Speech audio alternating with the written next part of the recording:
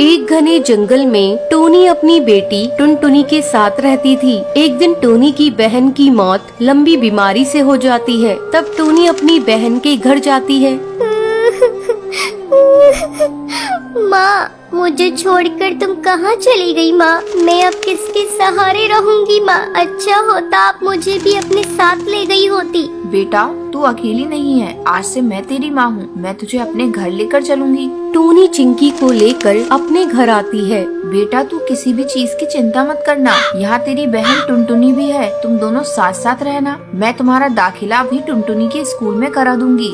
हाँ चिंकी, तुम चिंता मत करना। मैं टुनटुनी तुम्हारी बहन हूँ। आज से मैं भी तुम्हारा ध्यान रखूंगी। जल्द ही चिंकी पूरे घर में घुल मिल जाती है। टोनी टुनटुनी से ज्यादा चिंकी पर ध्यान देने लगती है। एक दिन टोनी किचन में खाना बना रही थी। माँ, खाने में क्या बनाया है? मुझे बहुत जोरों से भूख लगी है। रुक जा चिंकी, मैं अभी तुझे खाना निकाल कर दे रही हूँ। चिंकी किचन में पड़े चाकू को उठाकर उससे खेलने लगती है। तभी उसका पर कट जाता है। माँ, मेरा पर कट गया। चिंकी, तू भी ना बेटा चाकू लेकर क्यों खेल रही थी? रुक, मैं अभी तेरी मरहम पट्टी कर देती हूँ। थोड़ी देर बाद ये ले चिंकी, मैं तुझे अपने हाथों से खाना खिला देती हूँ। टोनी चिंकी को अपने हाथों से खाना खिलाने लगती है। तभी टुनटुनी वहाँ आती है। माँ, मुझे भी आपके हाथों से खाना खाना है। टुनटुनी, बच्ची नहीं है तू, अपने हाथ से भी खा सकती है। माँ, जब से चिंकी आई है तुमने मुझसे प्यार करना छोड़ दिया है। जाओ, मैं नहीं खाती, मुझे नहीं खाना। टुनटुनी, ये तू कैसी बातें कर रही है? चिंकी भी तो तेरी ही बहन है। तू देख नहीं रही इसके चोट लग गई है। माँ, मुझे फालतू की बातें नहीं सुननी। मैं अपने कमरे में जा रही हूँ। गुस्से में टुनटुनी अपने कमरे में चली आती है और सोचने लगती है, जब से ये चिंकी की बच्ची इस घर में आई है, माँ उसी को प्यार कर रही है। आज चिंकी की वजह से मुझे डांट खानी पड़ी है। मैं इसे नहीं छोड़ूंगी, इसे सबक सिखाकर ही रहूंगी। अगले दिन टुनटुनी, तू चिंकी को अपने साथ स्कूल ले जा। मैंने तेरा और चिंकी का टिफिन पैक कर दिया है। स्कूल में लंच होगा तो तू भी चिंकी को खिला देना। ठीक है माँ। टुनटुनी चिंकी को रेलवे ट्रैक से स्कूल ले आती है।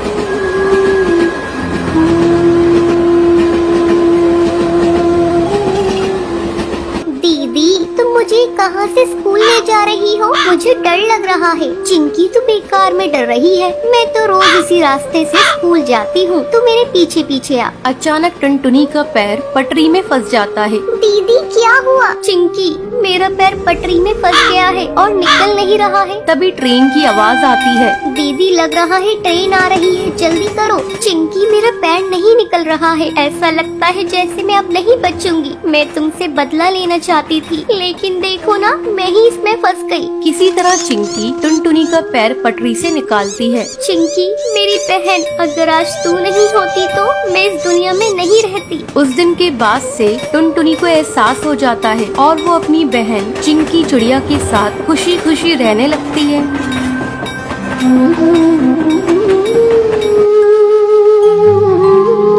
जंगल में ऑटो चलाने वाला बंटी कबूतर रहता था। एक बार की बात है, बंटी कबूतर रात में सवारी छोड़ने के लिए काफी दूर आ जाता है। तभी उसे रास्ते में एक चिड़िया दिखाई देती है। अरे, ये कितनी खूबसूरत चिड़िया है। अच्छा है, वापसी में सवारी मिल गई। पूछता हूँ उस चिड़िया को कहाँ जाना है। रुको रुको ना। हाँ चिड़िया बहन, बोलो कहाँ जाओगी तुम? जहाँ आप जाएंगे वहाँ जाऊंगी मैं। चिड़िया बहन, मैं तो अपने घर जाऊंगा। चलिए आप बैठ जाइए, मैं आपको रास्ते में छोड़ दूंगा। जरा जगह तो दीजिए, जब भी तो बैठूंगी मैं। अरे चिड़िया बहन, आप पीछे बैठिए जहाँ सवारी बैठती है। उसकी ये बातें सुनकर बंटी कबूतर को बहुत अजीब लगता है। तभी उसकी नजर उसके पैरों पर पड़ती है। उसके पैर उल्टे होते हैं, जिसे देखकर वो डर जाता है। अरे भागो भागो, अरे भागो भैया। कहाँ जाएगा तू बचकर बंटी कबूतर? आज तुझे छोड़ूंगी नहीं। कितने दिनों बाद मेरी प्यास बुझेगी। इस रास्ते पर कोई आता भी नहीं था, अब तू आया है मेरा शिकार। तभी टूनी चिड़िया की आत्मा अपने असली रूप में आ जाती है। वो जोर जोर से हंसने लगती है। कभी वो गायब हो जाती, कभी सामने आ जाती। बंटी कबूतर डर के मारे तेजी से अपना ऑटो भगाता है। वो शीशे में देखता है आत्मा उसका पीछा नहीं कर रही है। वो जंगल के ऑटो स्टैंड स्टैंड पर अपना ऑटो रोकता है। वहीं उसका दोस्त कालू कौवा खड़ा होता है। क्या हुआ बंटी कबूतर, तू इतना घबराया हुआ क्यों है? बंटी कबूतर कालू कौवे को सारी बात बताता है। अरे पागल, इतना सुनहरा मौका हाथ से निकाल दिया तूने। उस चिड़िया की आत्मा का एक पंख तोड़ लेता, वो तेरी गुलाम बन जाती। अरे भाई माफ कर मुझे, मेरी जान बच गई, आज वो ही काफी है मेरे लिए। ये कहकर बंटी कबूतर वहाँ से चला जाता है। कालू कौवा अपने मन में सोचता है, ये तो डरपोक पागल है, इतना सुनहरा मौका गवा दिया। ये पूरे जंगल पे राज करता। चलो कोई नहीं, कल रात में उस जगह जाऊंगा और उस भूतिया चिड़िया का पंख तोड़कर ले आऊंगा। अगले दिन कालू कौवा अपना ऑटो लेकर उसी जंगल के रास्ते पर जाता है। वहाँ पर एक चिड़िया खड़ी होती है। रोको रोको ना, ऑटो रोको, मुझे जाना है। अरे भाई, लगता है ये वही चिड़िया की आत्मा है, इसका पंख तोड़ लूंगा। ये कहकर कालू कौवा अपना ऑटो उसके सामने रोकता है और उसके पंख तोड़ने लगता है। अरे बेवकूफ कौवे बदमाश, तेरी हिम्मत कैसे हुई? तूने मेरे पंख तोड़ने की कोशिश की। रुक, तुझे अभी बताती हूँ। टुनटुनी चिड़िया पास में पड़े डंडे से उसे बहुत मारती है। अरे बहन, मुझे माफ कर दो, मुझे लगा तुम एक चिड़िया की आत्मा हो। अरे बदतमीज, तुझे मैं कहाँ से आत्मा नजर आ रही हूँ? चल भाग यहाँ से। टुनटुनी ये कहकर वहाँ से चली जाती है, पर टूनी चिड़िया की आत्मा पेड़ के पीछे खड़े होकर ये सब देख रही होती है। अगले दिन कालू कौवा फिर से अपना ऑटो लेकर वहाँ पर आता है। भाई आज तो पहले उसके पैर देखूंगा, तभी उसके पंख तोड़ूंगा, वरना कल की तरह पिटाई हो जाएगी मेरी। अब फिर से वहाँ पर एक चिड़िया खड़ी होती है। रोको रोको ना ऑटो, मुझे जाना है। कालू कौवा उसके पैर देखता है, उसके पैर उल्टे होते हैं। जैसे ही कालू कौवा उसके पंख तोड़ने वाला होता है, तभी टूनी चिड़िया की आत्मा अपने असली रूप में आ जाती है। बहुत डरावनी आवाज़ें सुनाई देती है। कालू कौवे, आप मेरे पंख तोड़ेगा? ये ले तोड़ के दिखा। टूनी चिड़िया की आत्मा कभी उसके सामने आ जाती, कभी उसके पीछे। वो उसे बहुत मारती है। मुझे माफ कर दो चिड़िया की आत्मा, मैं आगे से कभी भी ऐसा नहीं करूँगा। मुझे जाने दो, मत मारो। क्यों छोड़ दूं तुझे? तू जैसे मन चाहे बदमाश पक्षियों को मारना ही तो मेरा लक्ष्य है। तुम जैसे लालची पक्षियों को जीने का कोई हक नहीं। तभी वहाँ पर बबलू कबूतर ऑटो में अपनी सवारी बिठाकर वहाँ से गुजर रहा होता है। अरे चिड़िया की आत्मा, छोड़ दो उसे, मैं तुमसे विनती करता हूँ। नहीं, मैं इसे नहीं छोड़ सकती। तुम जानते हो, एक बार ऐसे ही मैं इस जंगल से ऑटो में जा रही थी। उस ऑटो वाले ने मेरा सामान लूट कर मुझे जान से मार दिया। जब से जो भी मुझे लालची पक्षी दिखाई देता है, मैं उसे जान से मार देती हूँ। तभी सुंदरी कौवी बोलती है, अरे टूनी चिड़िया, तुम सही कह रही हो, तुम्हारे साथ गलत हुआ है, लेकिन तुम भी सही नहीं कर रही हो। ना जाने कितने पक्षियों को तुम मार रही हो। वो सब उसे बहुत समझाते हैं। वो कालू कौवे को छोड़ देती है। मुझे माफ कर दो, तुम सब सही कह रही हो। मैंने अपने इंतकाम पूरा करने के लिए ना जाने कितने पक्षियों के परिवार को तोड़ा है, पर अब नहीं। इस दुनिया में तुम जैसे नेक दिल पक्षी भी होते हैं। ये कहकर वो वहाँ से चली जाती है। टुनटुनी का पति बंटी एक कुली था।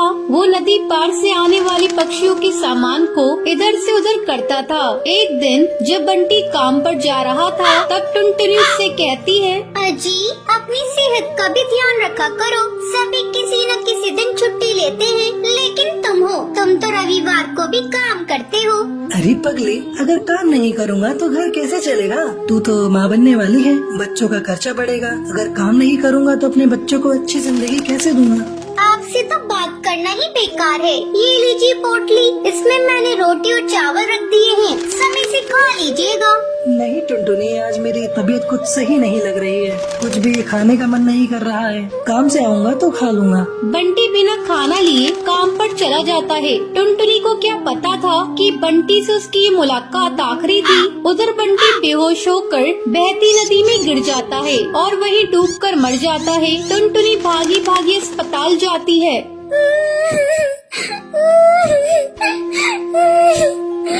बंटी, ये क्या हो गया? सब कुछ एक पल में खत्म हो गया। अब ये बच्चा किसे अपना पापा कहेगा? मैं तुम्हें कई बार समझा रही थी, अपनी सेहत का ध्यान रखो, लेकिन तुम तो मेरी बात मानते ही नहीं। अब मैं क्या करूँ बंटी?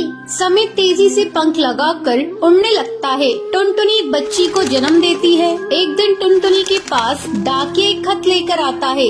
अरे ये खत तो कड़कनाथ सेठ की कंपनी की तरफ से आया है और मुझे बंटी की जगह कुली की नौकरी दी गई है। मुझे अपनी बच्ची के लिए नौकरी करनी ही होगी, तभी मैं उसे एक अच्छे स्कूल में पढ़ा पाऊंगी और उसे बेहतर भविष्य दे सकूंगी। अगले दिन से ही टुनटुनी कुली बनकर पक्षियों का बोझ उठाती थी। जब भी नदी के उस पार से कोई पक्षी आता था, टुनटुनी तेजी से उन पक्षियों के पास पहुंच जाती थी। बहन जी, क्या मैं आपका बोझ उठा लूं? अरे तुम तो एक चिड़िया हो, क्या तुम इतने बोझ को उठा सकती हो? हाँ हाँ बहन जी, मैं सारे बोझ को उठा लूंगी। बहन जी, मैंने अपनी जिंदगी में इतना बोझ उठा लिए है, ये बोझ तो उसके आगे कुछ नहीं है। क्यों, क्या हुआ? और तुम ये तुम्हारी बेटी को साथ में लेकर क्यों घूम रही हो? तुम्हारे पति कहाँ हैं? वो नहीं कमाते हैं क्या? क्या करिएगा बहन जी, मेरी दुख भरी कहानी सुनकर रोज इस नदी किनारे पे कई पक्षी आते हैं और मेरी दुख भरी कहानी सुनते हैं, लेकिन कोई मेरी मदद नहीं करता। अरे तुम मुझे तो बताओ, मैं तुम्हारी जरूर मदद करूंगी। क्या बताऊं बहन जी, मेरे पति की मौत इसी नदी में डूबकर हो गई थी। उसके बाद से मैं यहाँ कुली की नौकरी कर रही हूँ। देखो टुनटुनी, जब तुम्हारी बेटी थोड़ी बड़ी हो जाएगी तो उसको मेरे स्कूल में डाल देना। मैं उसे पढ़ा लिखा कर एक अफसर बनाऊंगी। मैं तुम्हें अपना पता दे देती हूँ। वो बुलबुल चिड़िया टुनटुनी को अपना पता दे देती है। इसी तरह कई साल गुजर जाते हैं। एक दिन जब टुनटुनी अपना घर साफ कर रही थी, तभी उसे उस बुलबुल का दिया हुआ पता मिलता है। अरे ये पता तो वही है जो मैडम जी ने मुझे नदी किनारे पर दिया था। मैं तो बिल्कुल भूल ही गई थी। अब मैं अपनी बेटी को लेकर मैडम जी के स्कूल में जाऊंगी और उसे वहाँ पढ़ाऊंगी। टुनटुनी अपनी बेटी को लेकर उस पते पर पहुँचती है। आओ आओ टुनटुनी, बहुत दिन हो गए तुमसे मिले। मैडम जी, ये देखिए, मैं अपनी बेटी को अपने साथ लेकर आई हूँ। मैं चाहती हुई पढ़ लिख कर एक अफसर बन जाए, इससे मेरी तरह जीवन में संघर्ष न करना पड़े। हाँ हाँ टुनटुनी, तुम निश्चिंत रहो, मैं तुम्हारी बेटी को अच्छी तालीम दूंगी। तुम्हें एक दिन इस पर गर्व होगा। टुनटुनी अपनी बेटी का एडमिशन उस मैडम जी के स्कूल में कराकर निश्चिंत हो जाती है। उसे इस बात की खुशी थी, उसकी बेटी को उसकी तरह जीवन में संघर्ष नहीं करना पड़ेगा। तो ये थी आज की कहानी। क्या आपको पता है कालू कौवा बंटी कबूतर से चिड़िया की आत्मा का क्या तोड़ने के लिए कहता है? अगर आपको पता है तो आप हमें कमेंट करके जरूर बताएं। अगर आपको ये वीडियो पसंद आई हो तो इसे लाइक और ऐसी कहानियाँ देखने के लिए मेरे चैनल को सब्सक्राइब करना